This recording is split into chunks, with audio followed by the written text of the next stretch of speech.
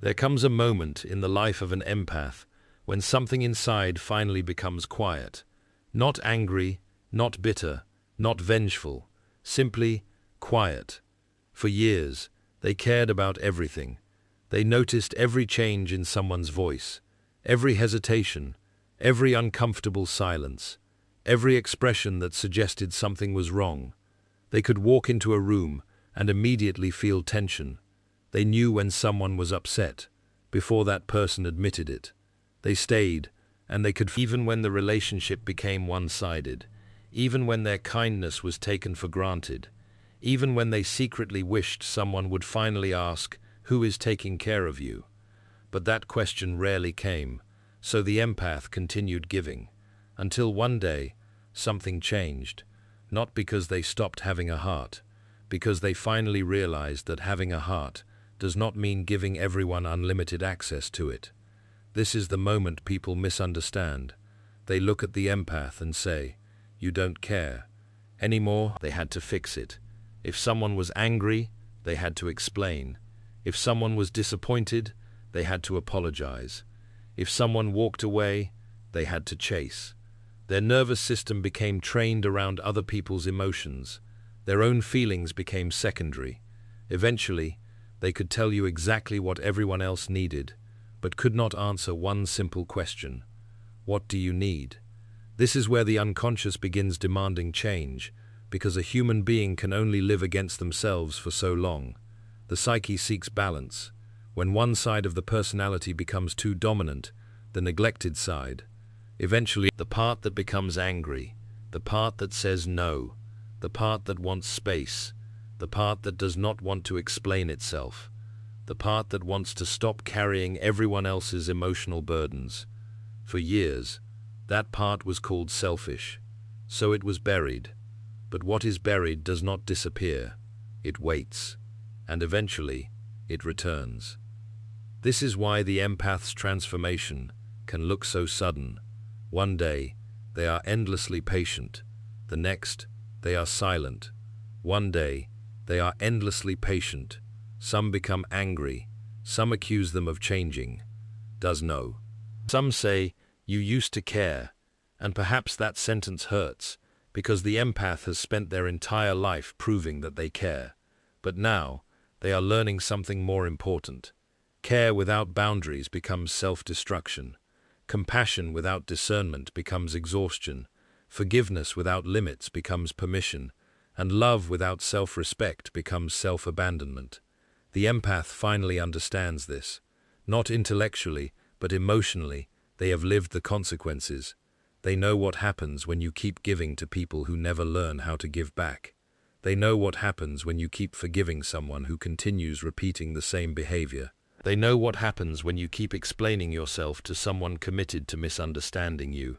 Eventually, you become empty, and emptiness is the psyche's way of saying, something must change. This is why the moment an empath stops caring can be so powerful. They are not becoming heartless, they are becoming conscious. They are no longer automatically reacting to every emotional signal around them. They are learning to ask, "Is this actually mine?" That question alone can transform an entire life. Someone is angry. Is it yours? The empath finally discovers that not every emotion they can feel belongs to them. This is an enormous realization, because sensitivity without boundaries can become confusion. You may feel another person's sadness and mistake it for your own. You may sense someone's anxiety and immediately try to remove it. You may feel someone's anger and begin believing you have done something wrong. The conscious empath learns to observe without absorbing. They can care without carrying. They can listen without becoming responsible. They can love without rescuing. This is the beginning of emotional freedom. And once that freedom begins, the people who were accustomed to receiving endless attention suddenly notice the difference. They may test the new boundaries. They may become more demanding. They may create unnecessary problems. They may accuse the empath of becoming cold. But the empath has learned something now. Not every accusation deserves an explanation. Not every emotional reaction requires a response. Not every relationship deserves another chance. and not every person who needs you, and patience, your forgiveness, your ability to make them feel important. But was there mutual love, or was there emotional dependence? That distinction can be painful, but it is also liberating, because the empath no longer needs to keep relationships alive by themselves. They can finally allow people to reveal who they are, without interference, without rescuing, without constantly fixing the situation. And this is where the empath becomes psychologically powerful, not because they stop caring, but because their care becomes a choice. They no longer forgive because they are afraid of losing someone. They forgive because they have consciously decided what forgiveness means. This is maturity, and perhaps this is what happens when an empath finally stops caring. They discover that they were never supposed to stop caring about people. They were supposed to stop abandoning themselves for them. The empath eventually discovers that there is a difference between compassion and responsibility. You can recognize someone's wounds without allowing those wounds to become weapons against you. You can recognize someone's wounds without allowing those wounds to become weapons against you. You can recognize someone's wounds without becoming responsible for healing it.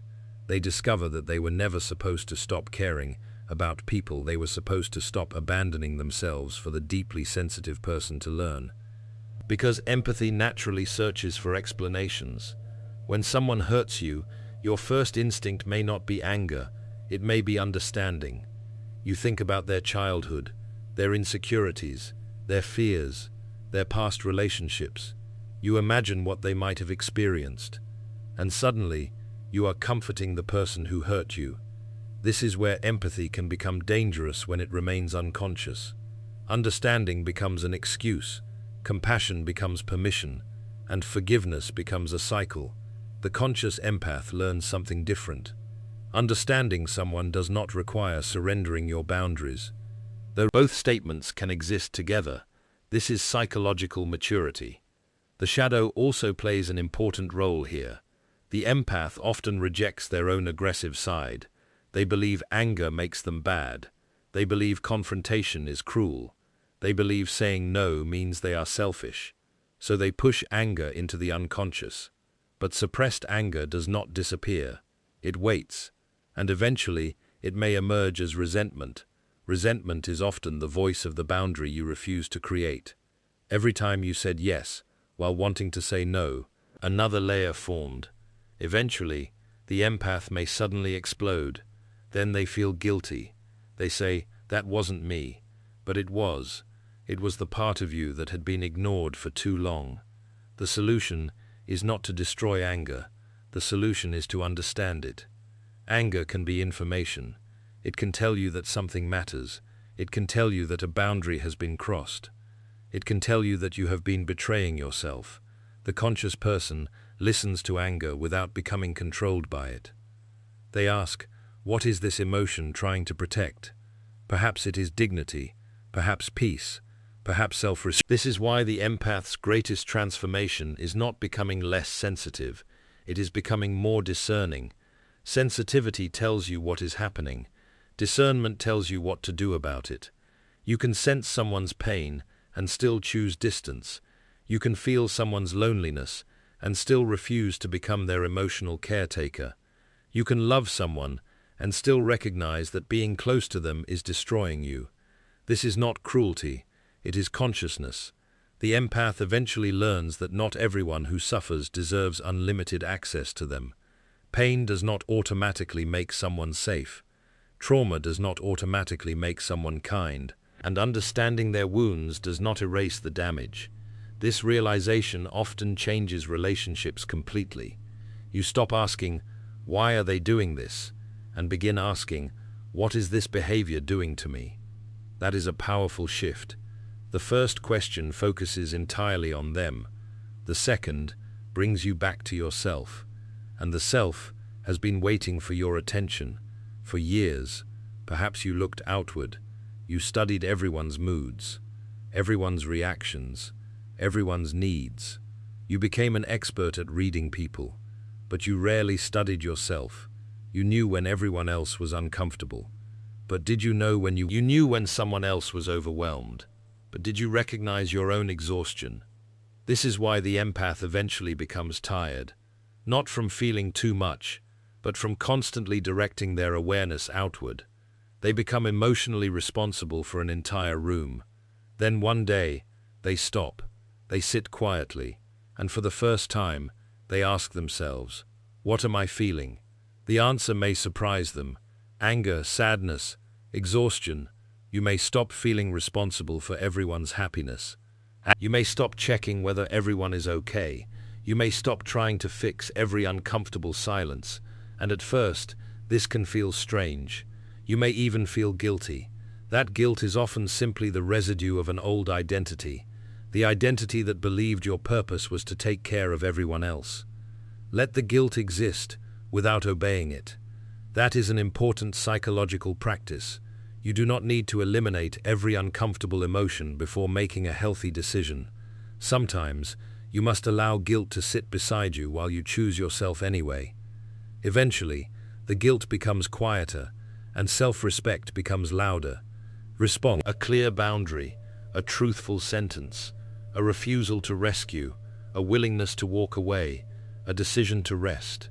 Each one teaches the unconscious a new message. My life matters too. And once that message becomes deeply rooted, everything changes. You become calmer, not because the world becomes calmer, but because you stop trying to control it. You become quieter, not because you have nothing to say, but because you no longer need to explain yourself constantly.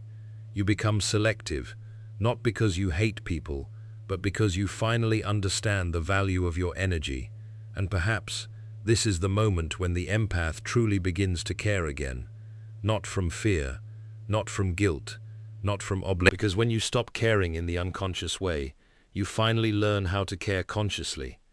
There is a final transformation that takes place when the empath stops living according to everyone else's emotions. They become difficult to manipulate, not because they become suspicious of everyone, but because they finally trust their own perception. For years, perhaps you questioned yourself constantly. Am I overreacting? Did I misunderstand them? Maybe they didn't mean it. Maybe I should give them another chance. Maybe I am being too sensitive. This endless self-questioning slowly destroys intuition. But intuition is often the unconscious, recognizing a pattern before the conscious mind can explain it. You may not know exactly why something feels wrong, but something inside you knows. The mature empath learns not to worship intuition, but not to ignore it either. They investigate, they observe, they give themselves time, and most importantly, they stop forcing themselves to remain where their body, mind, and spirit repeatedly feel unsafe. This creates a new kind of confidence, not the loud confidence that needs everyone to notice, a quiet confidence. Because once you trust yourself, you no longer need constant confirmation from other people.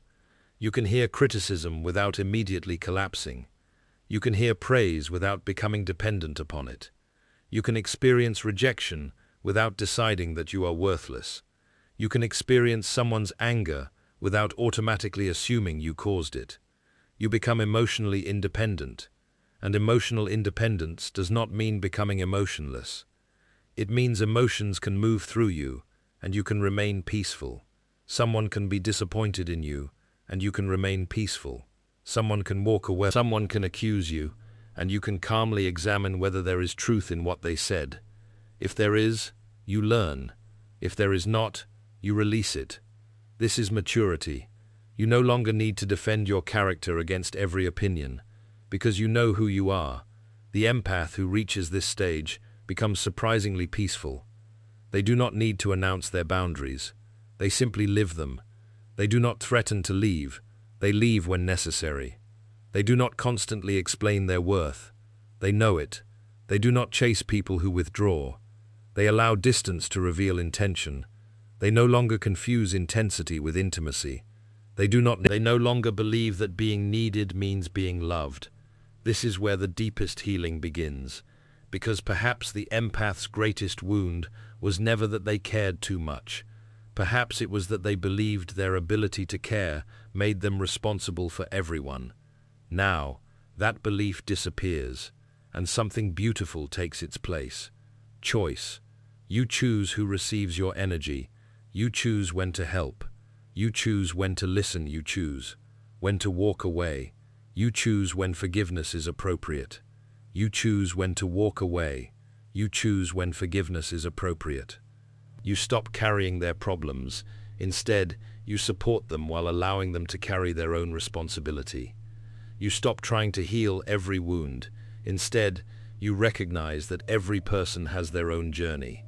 This is perhaps the hardest lesson for an empath. You cannot save everyone, and you were never supposed to. Some people must experience the consequences of their choices. Some people must face their own shadow. Some people must. Compassionate thing you can do is step back. Let life teach the lesson. Let the silence speak. Let the person experience themselves. This is not abandonment. It is respect. Respect for their journey and respect for yours. There is also something remarkable that happens when you stop caring in the old way. You begin enjoying simple things again. A quiet morning, a walk without your phone, a conversation that does not require emotional labor, a room where nobody needs anything from you.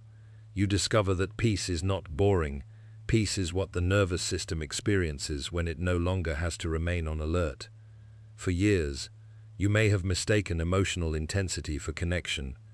You begin choosing relationships where love does not need to be proven every hour. There is no endless guessing, no emotional manipulation, no constant crisis, just presence, respect, honesty. That is what healthy connection feels like. At first, it may seem strangely unfamiliar, because if your nervous system was trained around chaos, peace can feel uncomfortable. You may even create problems simply because your mind expects them. Be careful. Do not mistake unfamiliar peace for lack of chemistry. Sometimes, peace is exactly what healing feels like. And begin asking, why does this relationship make me feel safe? That is a much wiser question. Because love should not constantly activate your wounds. It should create enough safety for both people to become conscious of them. This is the difference between a relationship based on trauma and one based on growth. The first keeps repeating the wound, the second helps reveal it, and perhaps this is what the empath has been preparing for all along, not to become less loving, but to become capable of loving without disappearing, to care without carrying, to understand without excusing, to forgive without returning to the same wound, to remain compassionate without becoming available to everyone, to care without carrying, to understand without excusing, to forgive without. They realized something extraordinary. Their heart was never the problem. Their lack of boundaries was. Their sensitivity was never weakness. Their inability to protect that sensitivity was. Their empathy was never a curse. They simply had not yet learned how to direct it. Now they have. And once an empath learns this, they become one of the most emotionally powerful people in the room, not because they dominate, not because they control, but because they no longer need to. They can feel deeply and still remain themselves. And that is the moment the empath finally stops caring in the way that destroyed them, and starts caring in the only way that can truly heal them. The empath eventually reaches a place where silence no longer feels like punishment. It feels like freedom. They no longer need constant conversations to prove that relationships are alive. They no longer need to know what everyone is thinking. They no longer feel responsible for every change in someone's mood. They can sit quietly and simply exist. This may sound ordinary, but for someone who has spent years monitoring everyone around them, it is revolutionary. For so long, their attention was always moving outward. Who is upset? Who needs help? Who is pulling away? Their attention was always moving outward. Who needs reassurance? Who is disappointed? Who needs forgiveness? Now, their attention returns home, back to the self. And in that return, they discover how much of their own life they had neglected. Dreams they postponed, interests they abandoned, rest they considered unnecessary, goals they stopped pursuing because someone else needed them. The empath begins reclaiming these things, not dramatically, Quietly, they wake up one morning and realize they have rested without feeling guilty. They have allowed someone else to solve their own problem. And nothing terrible happened. This is how the nervous system learns freedom, through experience, not through theory. Every healthy boundary teaches the unconscious, I can survive disappointing someone. Every moment of solitude teaches, I can be alone without being abandoned. Every honest conversation teaches, I can express myself without destroying connection. Every decision to walk away teaches, I can lose someone and still remain myself. These are not small lessons, they rebuild the personality. The old empath believed understanding meant endless forgiveness. The conscious empath understands that forgiveness without change can become another form of self-betrayal. The old empath believed everyone deserved another chance. The conscious empath understands that some people use chances as permission to repeat the same behavior. The old empath feared being called selfish. The conscious empath finally realizes that self-respect will sometimes look selfish to people who benefited from your lack of it. This is where the transformation becomes complete. You do not become cruel. You become discerning. To understand that another person's pain is not automatically your responsibility. You can care about their suffering without sacrificing your peace. You can wish them healing without becoming their healer. You can remember their good qualities without forgetting the ways they hurt you. You can love someone from a distance and still choose yourself. This is emotional maturity. It is also a form of individuation. You are no longer allowing the emotional world of another person to determine your identity. Separate. That distinction matters. Healthy connection requires two people, two individuals, two centers of consciousness. Disconnected. Separate. That distinction matters. Healthy connection, not one person rescuing the other, not one person constantly sacrificing while the other constantly receives. The empath finally understands that they are allowed to have their own center, their own needs, their own opinions, their own boundaries, their own life, and strangely, once they become capable of standing alone, their relationships become healthier, because now they can choose connection rather than depend upon it. They can say, I forgive you, without meaning you can hurt me again. Their words become cleaner, their relationships become clearer. Their life becomes quieter, and perhaps the most beautiful change is this: they begin caring again, but differently. They care about people without becoming consumed by them. They listen without absorbing everything. They help without destroying themselves. They love without losing their identity. Their empathy finally becomes what it was always meant to be: a gift, not a sentence, a source of connection, not a source of exhaustion. And if you are the person who has spent years caring for everyone else, perhaps this is the message you needed to hear. You are allowed to stop. You are allowed to rest. You are allowed to stop. You are allowed to become less available to what continuously drains you. And you are allowed to discover that your life still has meaning when you are no longer needed by everyone, because your worth was never created by how much pain you could carry for other people. Your worth existed before you rescued anyone, before you solved anyone's problems, before you became the person everyone called when everything fell apart. You were worthy then. You are worthy now. And perhaps the day the empath finally stops caring is not the day their heart becomes empty. It is the day they finally understand that their heart deserves care too. It is the day they finally understand that their heart deserves care too. You were worth existing. Being needed felt like proof of love. If someone called, they answered. If someone suffered, they stayed. If someone was lost, they became the guide. Their identity slowly became connected to usefulness. They were the person who understood, the person who forgave, the person who always remained. But eventually, they discovered a painful truth. Being needed is not the same as being loved. Someone can need your comfort without caring about your exhaustion. Someone can need your forgiveness without changing their behavior. And once the empath understands this, their entire definition of love begins to change.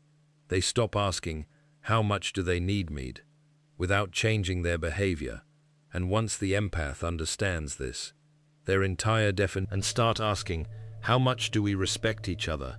This is a much deeper question, because healthy love is not built around dependency, it is built around mutuality. Two people giving, two people listening, two people taking responsibility, two people capable of saying, I am struggling, without expecting the other person to become their entire emotional world. This is where the empath begins to understand the difference between connection and enmeshment. Connection, you can have separate thoughts, separate friendships, separate interests, separate emotions, separate interests, separate emotions, separate emotion. You can say no without destroying the relationship. You can spend time alone without assuming something is wrong. The conscious empath begins choosing these relationships, not because they have become demanding, but because they finally understand what healthy love feels like. It feels lighter. It does not require constant emotional labor. There is no endless guessing, no constant need to prove affection, no punishment for having boundaries, no expectation that one person must carry everything. There is simply honesty, and honesty, they can still feel someone's sadness. They can still recognize pain before others notice it. But now, they have a choice. They can observe it without entering it. This is an extraordinary psychological ability. Imagine standing beside a river. You can see the current, you can understand its direction, you can hear the water, but you do not have to jump into it. That is how the mature empath learns to experience other people's emotions. They witness without drowning. You stop trying to control how everyone feels about you. You stop interpreting every silence as rejection. You stop taking every mood personally. You stop apologizing for boundaries. And slowly, you become free. Not free from people, free from emotional responsibility for everyone. This freedom can feel strange at first. You may wonder whether you have become selfish. You may wonder whether you have lost your empathy. But look closely. Your empathy is still there. You simply stopped using it against yourself. That distinction is everything. The same heart that once gave endlessly can now guide you consciously. That can now help you recognize what deserves your attention. Your sensitivity becomes a compass, not a cage. And perhaps that is the final lesson. You were never meant to become less human. You were meant to become more conscious of your humanity. Your emotions matter. Your energy matters. Your peace matters. Your time matters. Your needs matter. And caring about yourself does not reduce your ability to care about others. It makes your care healthier, because when you are constantly empty, everything you give comes from exhaustion. But when you are grounded, you can give from abundance. You can help because you choose to. You can love because you want to. You can simply say, not today, without guilt, without shame, without a long explanation. That simple sentence can represent years of psychological growth, because once upon a time, you believed you had to be available to deserve love. Now, you understand that love does not require constant availability. You believed you had to rescue people to prove your value. Now, you understand that your value exists independently of what you do for anyone. You believed someone else's pain was your responsibility. Now, you understand that every person must eventually carry their own life. And this is where the empath becomes truly powerful. Not because they have stopped feeling, because they have finally learned how to choose. And this is where the empath becomes truly powerful. Not because they have stopped feeling, because they have finally learned how to choose. Because they have finally learned how to choose. They choose where their energy goes. They choose who receives access. They choose what deserves forgiveness. They choose when to speak. They choose when to remain silent. They choose when to stay. And they choose when to leave. No longer driven by fear, but guided by consciousness. Perhaps that is the greatest gift the empath can give themselves. Not a harder heart, a wiser heart, a heart capable of compassion without surrendering discernment, a heart capable of love without abandoning itself. And when this transformation is complete, the empath finally understands something they should have known from the beginning. A heart capable of compassion without surrendering discernment, a heart capable of love without abandoning itself. Not a harder heart, a wiser heart, a heart capable of compassion. They never needed to stop caring about others. They simply needed to start caring about themselves with the same depth they had always given to everyone else. The empath eventually reaches a place where they no longer feel the need to prove that they have a good heart. They stop explaining their intentions.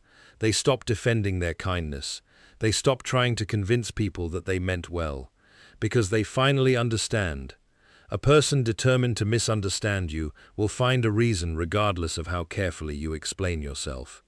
This realization brings enormous peace. I didn't want to hurt you. I'm sorry. Please understand.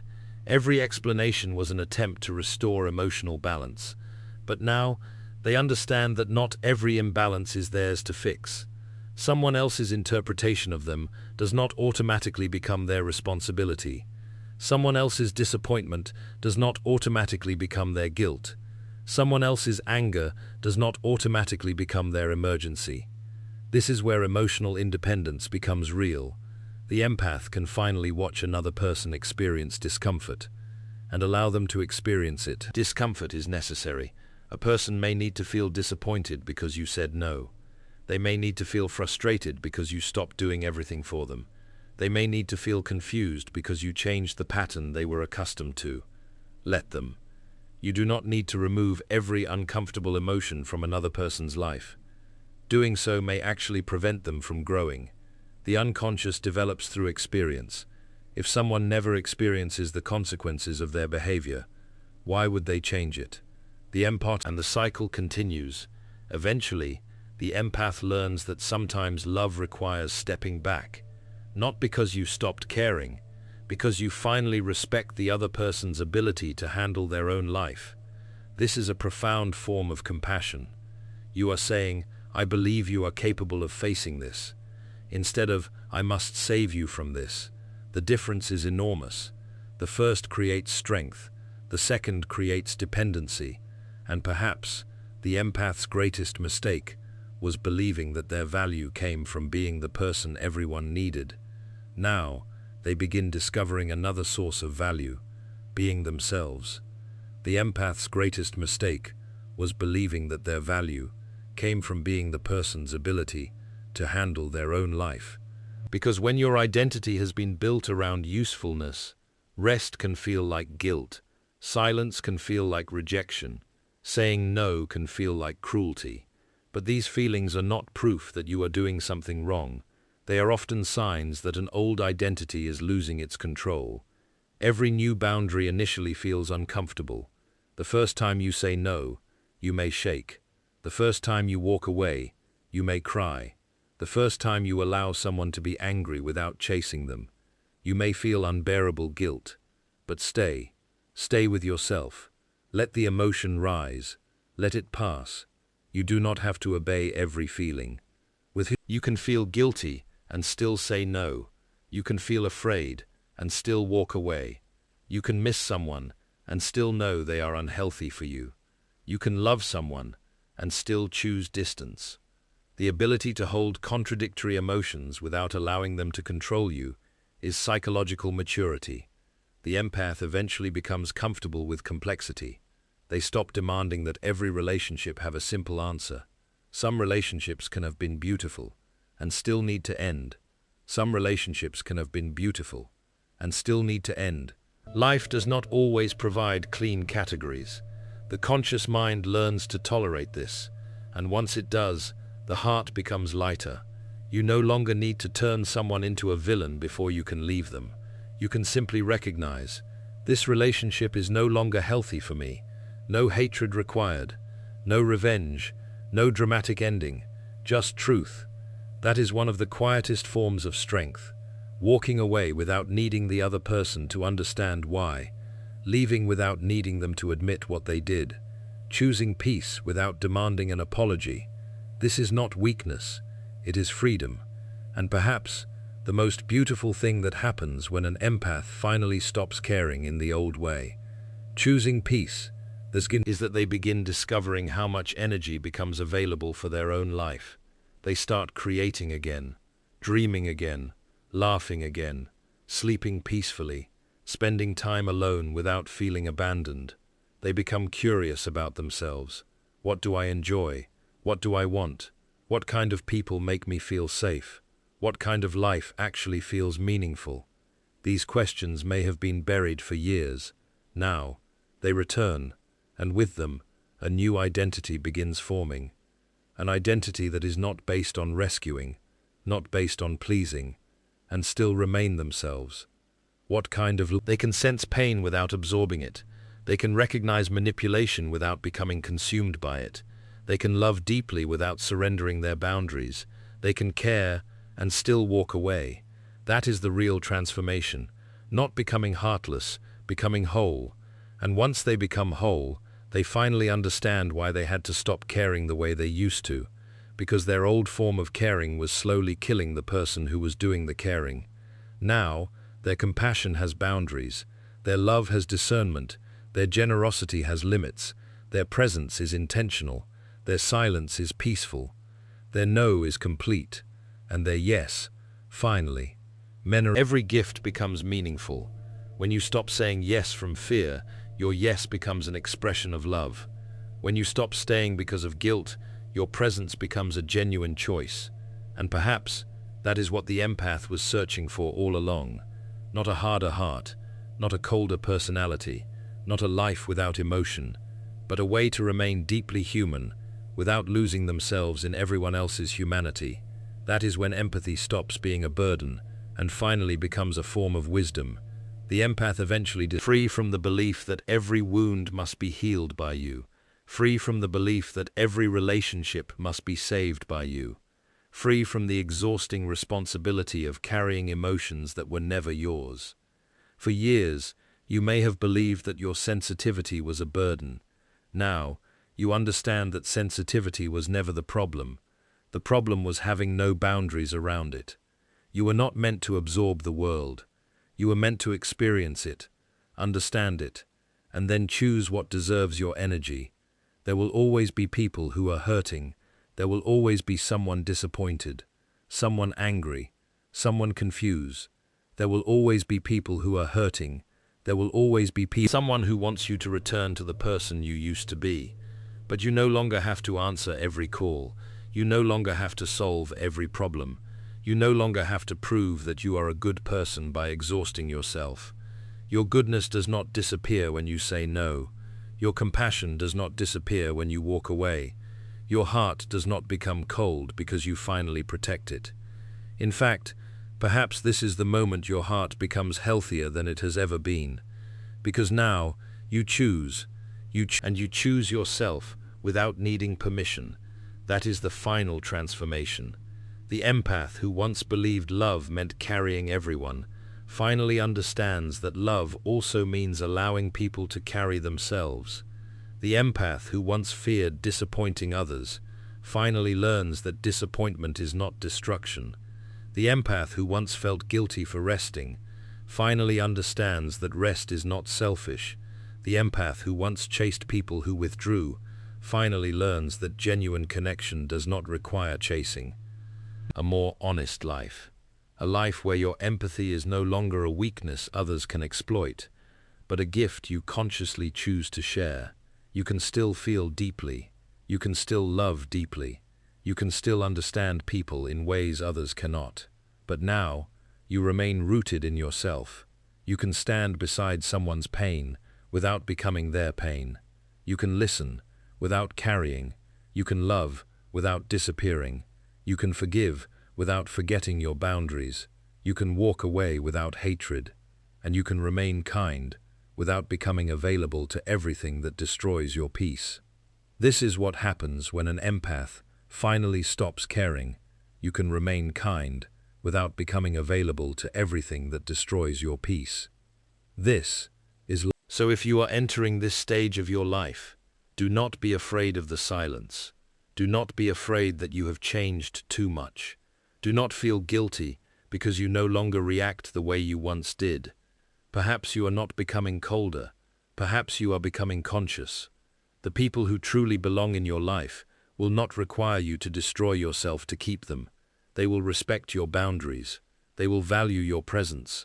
They will understand that you also have limits, and the people who disappear because you finally stopped overgiving were never proof that your boundaries were wrong. They were proof that the relationship depended upon your self-abandonment. Let them go, without revenge, without bitterness, without needing them to understand. You have a different responsibility now. Protect the person you spent years neglecting. Protect your peace. Protect your energy. Protect your inner world. And remember, your empathy is not something you need to eliminate. It is something you need to learn how to govern, because the strongest empath is not the person who feels everything. It is the person who can feel everything and still choose themselves. That is not selfishness. That is wholeness. And perhaps that is what happens when an empath finally stops caring. They finally learn how to care without losing themselves.